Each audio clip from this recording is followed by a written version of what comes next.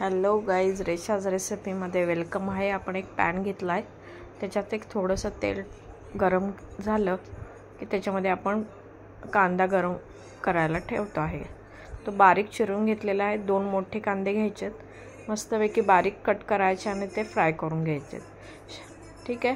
त्याच्यानंतर आपण त्याच्यामध्ये ॲड करणार आहे थोडासा गरम मसाले। बघा, तुमच्याकडे जर घरामध्ये अवेलेबल असतील खडा मसाला तर यूज करू शकता, नाही तर मी मोस्टली सगळे एव्हरेस्टचे ब्रँडचेच मसाले वापरते, त्यामुळे तुम्ही तेही यूज करू शकता।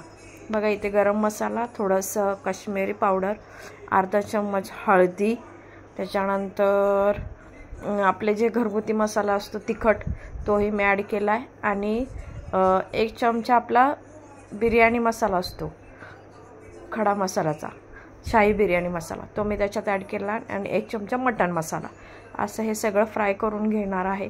त्याच्यानंतर आता मी जर 2 कांदे फ्राय करायला घेतले तर मी 1 टोमॅटो त्यात यूज करते। ठीक आहे। बारीक टोमॅटो कट करून तो मी त्याच्यात पण फ्राय करून घेतला। चला, नेक्स्ट आहे कस्तुरी मेथी।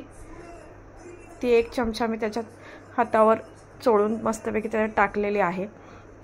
त्याच्यानंतर आपण जे रेसिपी बनवते, ऑफकोर्स त्याला कोथिंबीर जरुरीच आहे, त्यामुळे मस्तपैकी कोथिंबीर टाकली, आणि खिमा मी चिकन ऑलरेडी धुवून कट करून ठेवलेला आहे, तो त्याच्यामध्ये ॲड केला आहे।